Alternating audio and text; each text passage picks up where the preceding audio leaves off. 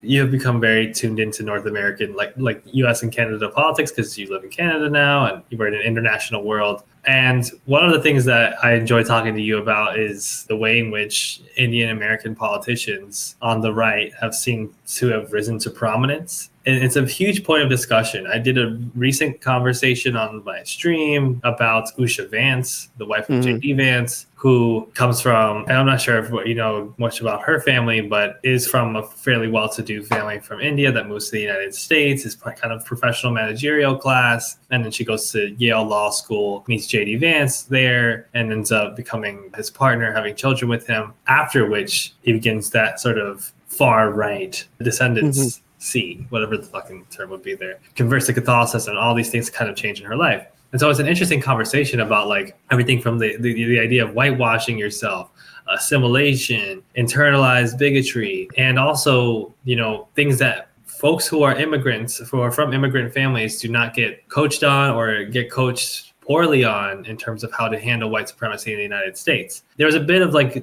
discourse in my comments about like, how much does she know? How much does she get it? And actually seems to, you know, sees herself to benefit from it. And I think that raises a conversation about what it means to be politically educated in the first place. Because I'm like, you know, people like Usha Vance come from these families that don't politically educate their children, but she is somebody who went to Yale Law School and, you know, worked under Brett Kavanaugh and John Roberts. So she's had some level of understanding of policy and politics and law. But I guess what I'm trying to parse for one is how Brahminical politics and lifestyle translates to these families, these Indian American families. Obviously, there's Indians from all types of backgrounds that come to the United States and to Canada, but specifically with these, you know, usually fairer skinned, well-to-do Indians who kind of move up the ladder of the Republican Party. We talk about Vivek Ramaswamy, we talk about Kash Patel, who then become these really bizarre figures because they're clearly tokenized, right? And they're clearly not taken seriously or respected by the white nationalist polity that they're supposed to be trying to represent and serve. And they clearly seem like they just don't get it. But at the same time, there is some degree to which they must get it, in the sense that this is the kind of casteism and politics that they've been raised to appreciate and to see as important to making a society function. And whether or not that's subconscious, it has to be a part of how they understand, for instance, racism and white nationalism in the United States, and see themselves as somehow friendly to that. I think we spoke about this last time, where it's like, you know, although the caste system is very complex and there are some very unique complexities in there. For example, like I was seeing like North American discourse about Kamala, for example, and how they were comparing it to how people like Nikki Haley and Vivek Ramaswamy were operating and things like this. I found the discourse around Kamala very interesting because Kamala is literally a Tamil Brahmin as well. But and she had actually a pretty good coverage in India because her caste background as well played a role in like how, you know, she was owed that respect from random people living in India, which is very different from how Zohra Mamdani is kind of getting some coverage. So a lot of people like Zohra Mamdani, and there's a lot of positive coverage of Zohra Mamdani like in India as well. But the fact that he's Muslim is what's like a talking point from in a lot of groups. So that's something I found that was very interesting, where like the nature of the coverage was very different. But anyway, that's like an aside actually. But so when it comes to you know, the nuances of caste and how that works with white supremacy in the US, like if you can kind of understand like the shadow of white supremacy in North America, you can kind of understand like the shapes that happen in caste, because it is very similar.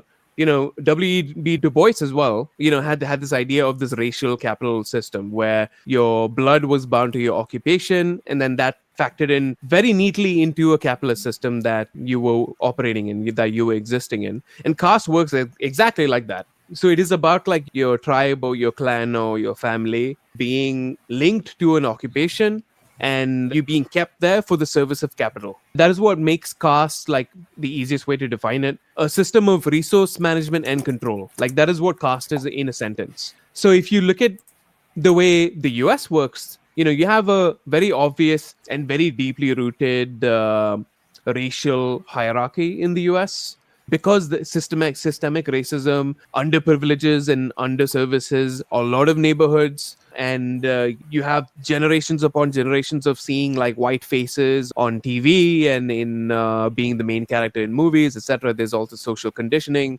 When a person from a privileged caste background moves to the US, like when you have someone like Usha Vance, for example. Again, I don't know anything about Usha Vance, but seeing how she's moving, I can kind of make the assumption that, hey, there might be a reason why you went for this very obvious white nationalist, you know? It's because when you grow up as a privileged caste Indian kid, like especially as a Brahmin kid in India, it's like what I just told you, you know, like your existence as a privileged caste kid is dictated by your parents to kind of like stay as pure as possible by not like engaging with like impure activities or people, Right. because people are considered impure as well, right? So, and you're kind of taught from a very young age that certain occupations and the people doing those occupations are bad and are undignified and low. So you build this like contempt for working people Right. from a very young age. And this is just part of a lot of parenting. I think I mentioned this story last time about The last me time, attending. which we didn't end up recording, yes. Yeah. So I went to this wedding in Canada like a few years ago. Okay. And the two parties involved, the two parties being married, were from different caste backgrounds and different religions. So the groom's family, who I know, who I grew up with, he's from like a Christian background. And Okay. the bride's family is from a Brahmin background from a different state. Now, first of all, I'm happy that the interreligious and intercaste marriages are happening more and more in Indian society, especially in my generation. But it was very interesting to see how the bride's family was operating.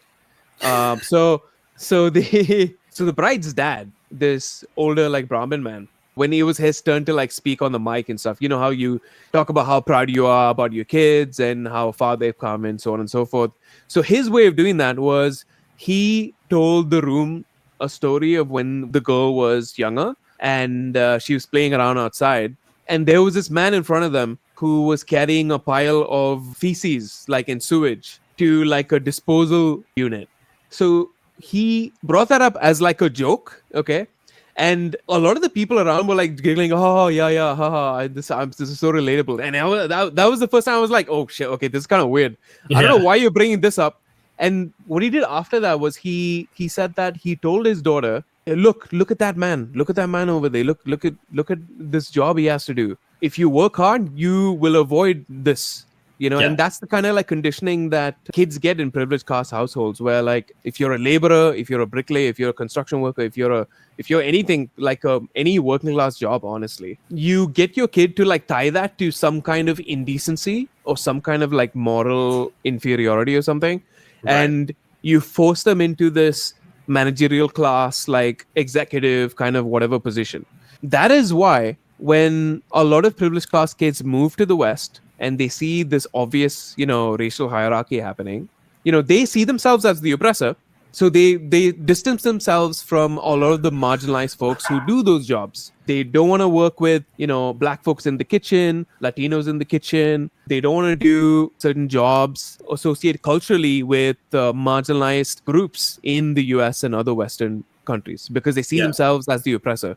So they relate more with privileged white folks. And in the US, what I don't know if this is like a specific thing, but it's very interesting how a lot of the times they like a lot of these evangelical Christians, which is very interesting. But yeah. Yeah, I find that story about the waste worker, it's so, you know, on point with many stories we hear about the United States. A lot of us from different immigrant backgrounds, for instance, our families had similar stories with us where they would tell us, you know, don't look at that. You don't want to be a sewage worker. You don't want to be this kind of person. If you work hard, you stay in school, you get good grades, you'll have a good job, not like that. Right. And that's also normalized among people who are, you know, white Americans. It's a classic kind of capitalist parable, which also is in similar tradition to how caste has been. it undermines the fact that this kind of work is necessary to keep the system going and actually should be well respected, and that these folks depend on folks doing that work. They just don't want to be the ones to bear it, and they want to be the ones who are able to control it. I think that that's so fascinating because it maps on very well with classism and with, capitalist ideology. When we look at across the board, most of these politicians and political figures who are Indian American, almost are always right wing. Kamala Harris is essentially a centrist, center right kind of figure in the Democratic Party. Obviously, was what they might call a diverse pick for running for president and as vice president under Joe Biden. But aside from some not insignificant stances about abortion rights, she was Attorney General of California. She prosecuted and maintained a very hierarchical, very segregationist system of incarceration, part of the mass incarceration in the United States and California. And she ran on protecting the border. She ran on let's give business credits to small business owners, and avoided, any kind of extensive policy discussions about everything from trans rights to conversations about social inequality and economic inequality and expanding social safety nets. It's more so about protecting them from being hacked further by the Trump administration. That didn't necessarily work as a selling point. But even in the case of Kamala Harris, right? Somebody who might be seen by some as like this woke politician who is the face of the Democratic Party. This is a pretty center-right person whose politics have very stringent classism and casteism in them. And then that doesn't even get into somebody like a Vivek Ramaswamy, who in the wake of the recent, I don't know if you heard about the recent elections that happened in the United States, which the Democrats seem to sweep across everything from Virginia to the mayoral race in New York City. He makes this TikTok where he's like, guys, I've got 2 ideas for how the Republicans can fix this, right? And he's got his hair spiked up and stuff. He's got the Vivek thing going. And he's like, for one, we've got to emphasize economic inequality. People can't afford things. And also, we got to stop talking about identity politics. That's for the wokes. That's not for us. And again, it's clownish. You get that sense. Or when Kash Patel says something like "See you in Valhalla" to Charlie Kirk, a white Christian nationalist, while Kash Patel is, I believe he's Hindu, right? Or from a Hindu background. And then he's referencing, pagan Norse fucking tradition and honoring him. Not only is that a clusterfuck, it's also, again, like, for us as Americans, we look at these folks and we're like, do they not realize that they're the out group? Like, do they not realize that they're brown? That, when Vivek Ramaswamy does a Turning Point event, he's got questions that get applause from white nationalists that are like, I don't want you to win because you're Hindu. See how that works. And he has to be like giving this semi-woke take about like, well, America wasn't actually founded on Christianity, which is true. But when did you start caring about the truth? This is your fucking party. You're wholly aligned with Trump and Musk. So exactly. I want to start there with like how often this does delve into association with white nationalism. For somebody like Usha Vance, in her case, it seems as though, JD Vance was like more of a moderate right winger when they met and then furthered it down that pipeline. But when we talk about the idea of educating your kids or raising your kids a certain way and giving them these ideas like the ones you mentioned about certain kinds of work being undignified and having to move up a social ladder, you're not going to have any kind of radar for or care for the idea of like, well, if I marry that guy, we'll probably do well financially and have some social respect, but it will be based off of racism. And like when he starts running for vice president under Trump or like becomes a Trump sycophant, like I'm not going to be concerned about that at all because moving up the ladder, right? We went to law school. I'm a lawyer. We're in a professional setting. We have a lot of repute. That's a good thing, right? Yeah. No idea of like, and maybe they truly think they're immune to it. Maybe somebody like Usha Vance truly doesn't care at all or feel affected at all by the racism she's facing or the fact that she might be on the outs because Erica Kirk is supposedly lobbying for that position that she has a second wife, a second lady. But like, there's no sense in her head like, oh, I should be, at least publicly, that I should be afraid of this or this is something that's oppositional to me. I can perfectly slot into the machine of white supremacy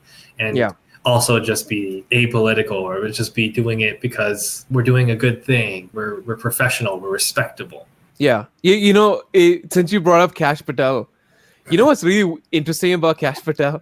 Like his background is so similar to Zohra Mamdani.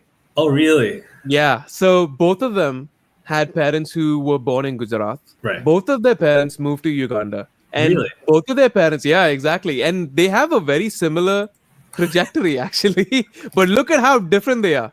Right. And this says obviously a lot about like the kind of households they grew up in as well, because Zohra Mamdani's parents are clearly not, they're not conservatives, I'll just say that. Mahmoud Mamdani's a They're like, Marxist. exactly. And Meera Naya is also super woke, and she's been super woke for a long time. Yeah. And and Zohra Mamdani, I think has been taught by his parents definitely on how to unpack your relationship with race, unlike Kash Patel. Because Kash Patel, so when he was, I don't know what you call this in the US, but you have those like questioning sessions before you're appointed as the director of the FBI or whatever, like in, there's that thing that was happening with Kash, where like a bunch of senators were questioning, will you hold people in the FBI accountable? Will you take revenge for Trump? Blah, blah, blah. Like when they were doing that, in that session, when Kash was like introducing himself, he used like his family being removed from Uganda for, being Indian as like a talking point for why he believes in like whatever the hell Trump is doing, right? So he's like using his family's like experience with political ostracization, connecting that to how white people feel attacked by minorities and making that weird connection. But you don't see Zoran doing that. Zoran's never even mentioned that. Like he doesn't bring that up, right? Because he's not cynically weaponizing something like that and trying to flatten people's perspective, of a very complex situation. Yeah. That I found very interesting. And I made a video actually called Hindutva in America, or American Hindutva or something. I forgot the title of the video. But I go through this like before Trump took office, I think, or like before they were appointed or whatever. But I said at the end of the video that they will hold the whip gladly and they will use it, because this is what, privileged caste families have done in India, and they will do it in the US as well, as they have been. Look at how easy it is for Kash to like just use the people's resources and like propel these white nationalist ideas without even thinking that it will come back to bite him in the end. Right.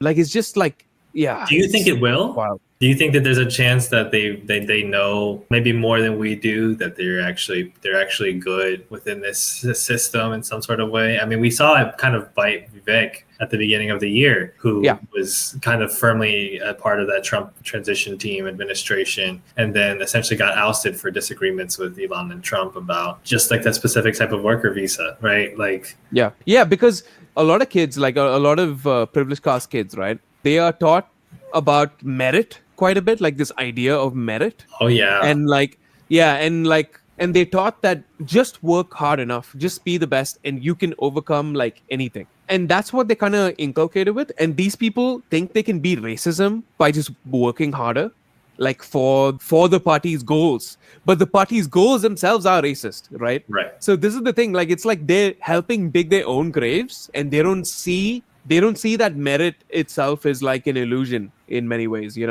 So there's a lot to unpack with that. Like, but I actually think they truly believe that this is just noise and this is something they can push through. I think a lot of them actually believe this. And look at Vivek. So, and I saw one of these videos being passed around of like, some white dude like asking Vivek questions and blah, blah, blah. And in one of those TPUSA events and being like, why should I vote for you? You're a Hindu, blah, blah, blah. And one thing I noticed, which I think a lot of Indians may have noticed, is his face in that angle looked like he put a whole bunch of powder or makeup on that was way lighter than what he actually is. So, and that is something the turning point of that? Yeah, it wasn't that. Let's see. This Oh, one? yeah. Right there. Oh my gosh, you're right. Right there. You see that? Yeah. I clocked it immediately. I was like, oh. Is that a thing? I mean, I know it's a thing for in terms of colorism and in terms of skin bleaching or skin bleaching products. But my goodness, he went with that? Yeah. And I was looking at the comments to see if anyone else clocked it, but no one, I didn't see a lot of people clock it. Some people were like asking, hey, is this guy bleaching his skin or something? But like, I don't think it's even that. It's this old Indian thing, like a really old Indian thing from like the 70s and 80s of like heavily powdering your face and lightening your complexion that way. And these days, I think people, at least in 2010s, the last time I saw someone with an obvious kind of like, thing going on, was with some kind of makeup. So I can't tell if his right now was like makeup or powder, but like the classic thing for a lot of actors to do on screen as well was like heavily powdering your face. So much so that your face like is clearly different in complexion to your body. You know, look at that separation right at his jawline. Right at the jawline. You know what I mean? Yeah, I mean, it's an unflattering angle. He must have thought, surely this camera angle is not going to work for me. Maybe I should turn my face. That definitely looks like makeup. It definitely looks like maybe, in today's terms, a foundation that's a shade light. I feel like what's interesting about Vivek too, as we've talked about again in the conversation, which will never be seen because I accidentally didn't record it. But we talked about how his family is like a pretty on the nose Brahminical landlord family. Yeah, he is. So Vivek Ramaswamy comes from a Tamil Brahmin lineage of like landlords. Okay. And his family still lives in an agraharam. An agraharam, for everyone listening, is basically a caste segregated settlement where only Brahmins can enter. Like these days, a lot of agraharams are converted to being like gated communities and whatnot to kind of like, detach themselves from their history.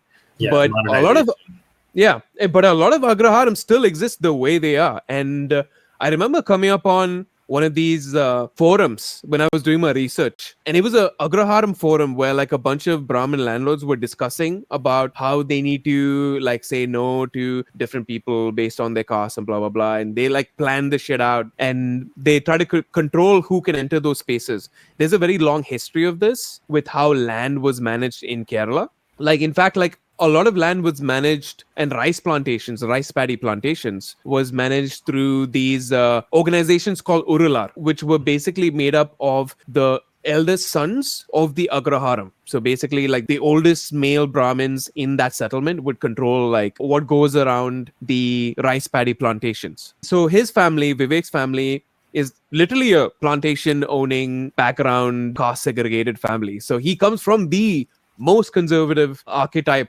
of Indian you can find. And that is why he operates that the way he does. Skin lightening is something that, if I recall correctly, is kind of introduced later on in a more modern era in India under colonization as a kind of buffer to kind of reinforce caste. That's kind of, borrowed from racism, colorism, let's say from the British, but also throughout Europe. It's interesting that in a lot of, caste generally can be something that's, not skin color at all. It's generally about occupation, as you mentioned, and lineage. Yep. And it's interesting that these kinds of discrimination beyond just classism can be mapped onto American forms of discrimination and adapted so easily, even though those contradictions between Hindutva and general like depoliticized Indian diaspora, there's clearly a lot at stake for them. There's clearly a lot that's not in it for them. I'm curious, for instance, about like tensions among right-wing Indians, Hindutva Indians,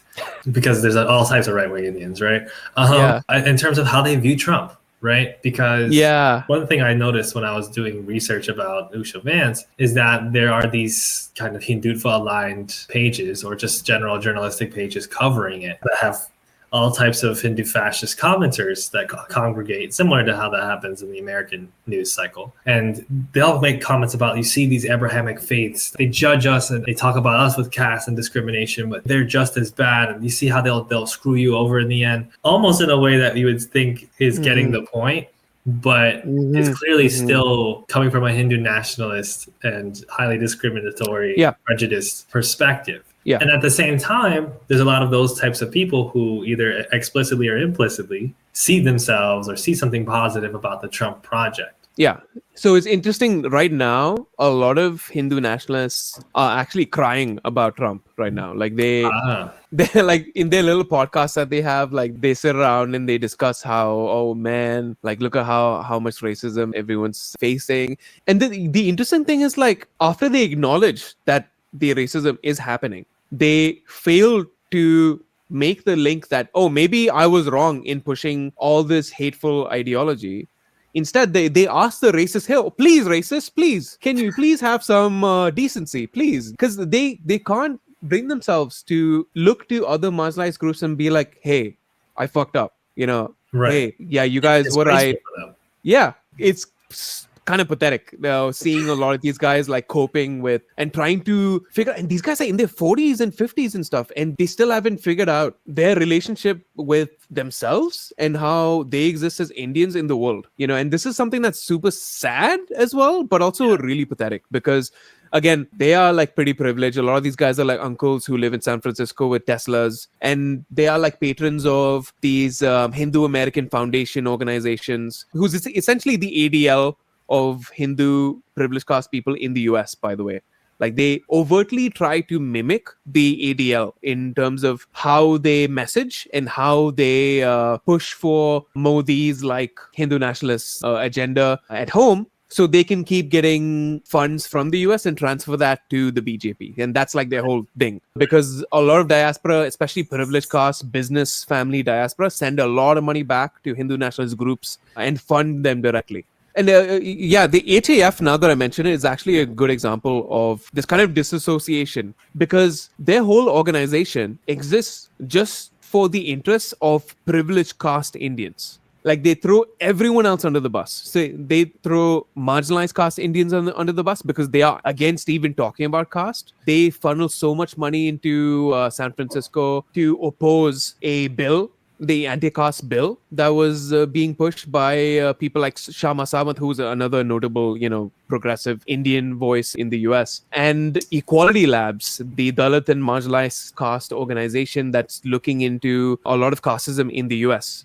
So the HAF like actively tried to silence them, and they also like lobbied for Gavin Newsom to veto any talk about caste. So that's very interesting how like in their perfect world, they would be allowed to just oppress like everyone and be seen as white people, basically. Like, that's actually when you look at how they move, that's how they're acting. They want everything for the Hindu nationalists and all the privileged caste Indians living in India and in San Francisco or wherever, but they don't want any acknowledgement of caste. Like, they don't want marginalized folks getting any kind of recognition or even visibility. Yeah, and that applies majorly to like religion and Islam in particular, right? I mean, there's many ways in which Zionism and Hindufa overlap that are really important to note. And one of those being a shared hatred of Muslims, right? A shared hatred of Arabs in the case of Israelis, whereas for Hindutva, a lot of focus is on Pakistan, right? And also Muslims within India. It's also interesting because it's such a historical phenomenon that fascist regimes will like kind of borrow from each other and like work together in certain ways, but they're really awkward because their whole message is like the supremacy of their race and the supremacy of their cultural, religious project. But then they have to also justify to those masses that they're riling up, like why they're collaborating with a bunch of brown people or a bunch of, back in the day, it was the Germans and the Japanese. It was like, well, this is a very important alliance for Germany. So they had to be like, well, they're closer along than like the other Asians and they kind of get it. They'll be helpful for us. And then at the end of the day, obviously they're not going to be where we're at, but just don't tell that to them because we need them to us for now, right? It's just like, it's a complete, it's paradoxical, it's comedic, it's all those things. In today's day and age, especially because like, it's funny that sometimes people will go down that pipeline, the Hindufa / global fascist pipeline, and then they'll like draw inspiration from the ways that the Nazis drew inspiration from mythology about Indo-Aryan people. It's the whole like we're the real Aryans actually thing. It's like that web is like open for people to just get stuck in if they want to. Yeah. And at the same time, it's like the further you go, where maybe you have Kamala Harris on one end of the spectrum who's like, yeah, I'm invested in the project, but obviously I'm going to be invested in an idea that complements a diversity that includes me. All the way to like, well, obviously we're the true white supremacists. We're the white people that the Nazis were taking inspiration from. It's like a massive continuum, but it's all in the same direction, if that makes sense. Yeah, it is. Yeah, it's for a lot of young budding Hindu nationalists, right? What tends to happen, this is, I believe, the beginnings of the trajectory to even dip into Hindu nationalism, is because you're so heavily depoliticized and you don't get even any perspective really from the society around you or your parents or your schooling. In my case, I think my earliest kind of understanding as someone who's not privileged caste and who doesn't come from like a landed family or whatever. First of all, most of my family were working class, and my dad was literally part of like communist youth movements in my town. So I saw that side of things, and that really gave me perspective as well. But a lot of these kids who are trying to shoot for like being a part of like this professional class, they are taught to like ignore politics altogether. Yeah. And just be like the best, shiniest cog in the machine, Right. and the most well-oiled cog in the machine. When they get older, what ends up happening is at some level within themselves, they realize that something is wrong. Like they realize, hey, I'm like working the hardest I can, but still I'm not getting like paid the same amount of this other white dude. Hey, I don't know what's wrong with me, but like certain people don't want to date me because I'm Indian and stuff. Like, and they don't know how to process that. And instead of looking at other Indians and anti-caste movement, people who've written about this, who've talked about this extensively, or even looking at, if you're in the US, like looking at the whole list of progressive Black voices that you could be reading and you could be listening to, instead of doing all that, they instead go down to religion, usually first.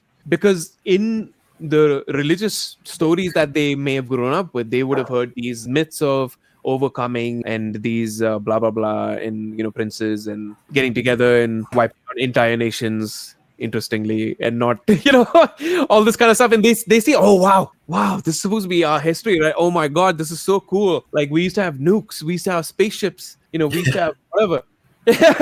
And so that's kind of like what the infantile kind of Hindu nationalist mind, that's where it starts, because it gives the insecurity this kind of like puff of air. They can hold their chest and be like, oh, actually, my civilization that I come from is like this ancient and was this successful. And it only makes sense that civilization in other places stemmed from my civilization. Yeah, of course. And that's why the Nazis loved Aryans. That's my people, right? And that's how they start making those really silly connections. Yeah. And because they've only made this stuff up in their heads through these myths and stories, they haven't actually read like any real history to do with how things actually work in the subcontinent, which is actually insanely diverse and way more interesting than this nonsense. So they go down this path of strongman ethno-nationalism, basically. And the villains that they're given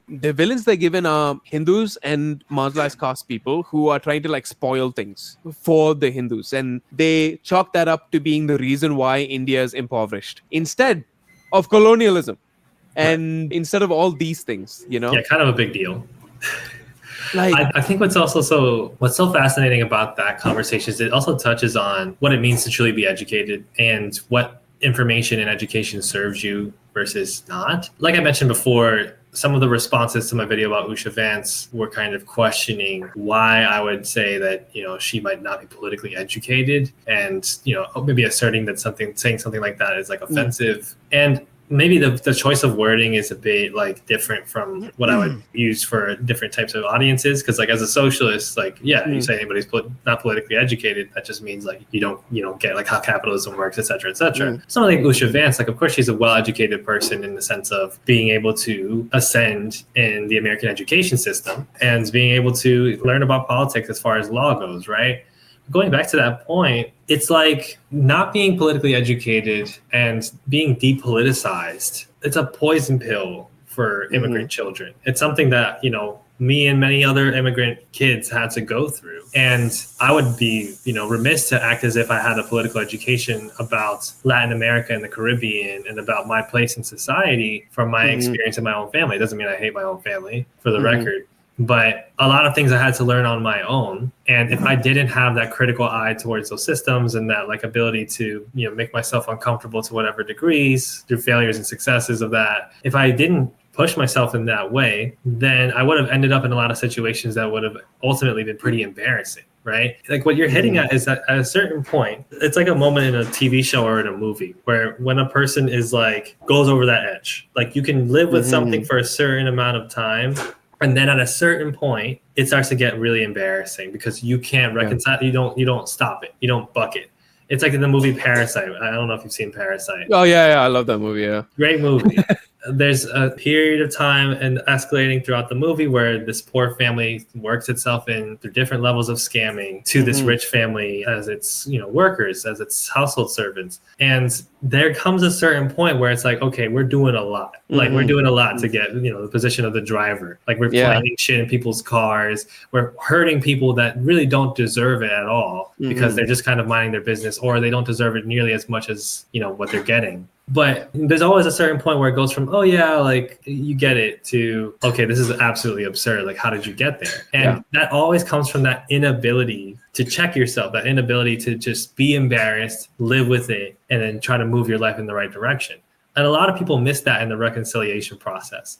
You could be a bigot growing up, and then at a certain point you stop being a bigot. But if you never have that moment of embarrassment and utter like accountability for what you've done, then you just end up kind of creating new excuses and new increasingly complex mechanisms through which you can just reinforce and justify all the stuff that you were doing. And in the case of somebody like Usha Vance, this is somebody who, like 10 years ago would have been like, this is exactly what you should be doing with your life. Like for any Indian kid who grew up in America, or immigrant kid in general, go to Yale Law School and get it, and like have children with a successful person who has a book and settle into that depoliticized, well-to-do PMC life. And over time, because there are none of these safeguards that she has in her head, she thinks, okay, I'm benefiting from all of these things. I'm seeing, influx of income, and I don't want to disrupt my family structure. I don't want to divorce because God forbid I divorce somebody. All of these different things make you more and more compromised in your position, to a point where in 2025, everybody's talking about you because it looks like another white supremacist white woman is going to take your man, and he's in public saying that he wishes you would convert your religion. And like, she's doing these interviews with Meghan McCain talking about, I had a total say in the process, and I was very involved, and we had to make the decision together to raise our children in the Catholic faith. But like, they totally get some exposure to Hinduism as well. And meanwhile, JD Vance is out here, I actually want you to convert to Catholicism, but it's a whole other thing, right? That is embarrassing, and that isn't a good position to be in. I don't care. Like, I wouldn't take that for the world. I don't care how much money you offer me. Maybe that's a perspective thing. Maybe that's not a useful way to think about it, because at the end of the day, she is part of the oppressor class, the dominant class, the privileged class. And she has done all these things in an effort to maintain that power. But this is the kind of political education that is disregarded so much, that now we're recognizing is really important, is like figuring out, are you going to fucking embarrass yourself? Are you going to end up in a really compromised position? And a lot of immigrant folks might learn how to get through school and make a good amount of money from their careers. But those immigrant people, those same immigrant folks, are going to end up in embarrassing positions because they don't really get how this society works. Does that make sense? Was that too long? No, it makes sense. So throughout life, you're given this like belief structure, and just by existing and just by going through life, like, and progressing or whatever, like, you are faced with obvious red flags that kind of challenge your belief structure, and you refuse to unpack that, and you just decide to like go deeper and deeper and deeper into that, ignoring all the red flags. And that's, I think, what Usha Vance probably did with her relationship with JD, right? And I think they met in college or something. Like, it was pretty early on. And honestly, a lot of people are still figuring, especially a lot of Indian folks, I'm sure, are still figuring themselves out like throughout their 20s and their 30s.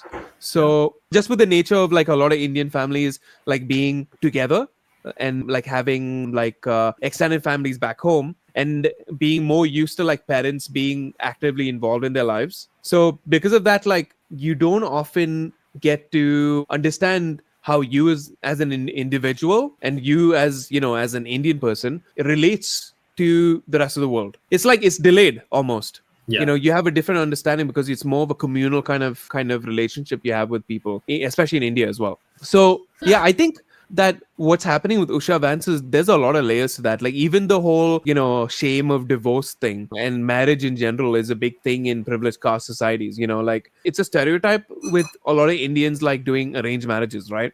So the whole concept of a lot of these arranged marriages is actually a privileged caste thing, because it is about, Brahmanism being able to use women's bodies to keep wealth in the family and perpetuate their assets and blah, blah, blah. It is deeply entrenched in the system, like marriage itself. And around that, there's a lot of oppressive ways that Brahminical society forces women or conditions women to either not marry someone or marry someone earlier than you should because they have money, or like even after you get into a bad relationship, you stay in the relationship because if you get out of it, then society, all your cousins will be talking shit about you.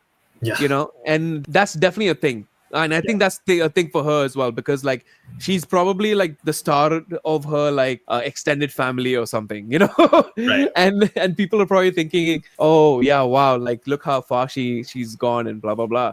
And there's absolutely. there's all this like societal pressure, and that societal pressure, again, you have a choice to do something with what those like opinions are. For example, like I have a lot of annoying cousins and aunties and uncles who ask me, hey, why aren't you like pursuing a different career path or whatever, right? Like everyone has an opinion, and they give you like unsolicited advice. My parents don't even do that, and that's the coolest things about my parents is like they've always told me, as long as you survive, as long as you can feed yourself and you're happy, you're good. And that's the most valuable thing my parents could have told me. But a lot of my uncles and aunts, like they will be saying things like, oh yeah, my daughter's doing this, like she's here, Yeah. So there's that measuring thing going on, which is just a thing. But you can choose to be like, you know what, say whatever you want. Like I'm still gonna do me because I think this is what I think is right. Yeah. Like I'm not gonna be okay with this person being homophobic or whatever just because they're my uncle or aunt or something. I'm gonna like say something about that. I'm not gonna like see some casteist stuff happen and just ignore it. I'm gonna be like, hey, you shouldn't do that, and I'm gonna risk that social capital to do that. And that's a choice, and it is a choice that a lot of people make and don't make. And she definitely had that choice, again, I don't know her, so I'm just saying that she definitely had that choice, and she chose to marry a white supremacist. Yeah. I can't imagine those kids, like, what's going to happen with how they view the world as well. The name of their oldest kid is oh wait, Vivek, right? Yeah. Vivek. Yeah. Yeah. And there's when you check like the page of the different attacks on Usha Vance, racist attack on Usha Vance on social media, there's like statistically they sorted out what the most common comments are, and the number one is they named their child after Vivek Ramaswamy, which is like I don't even know how you get there.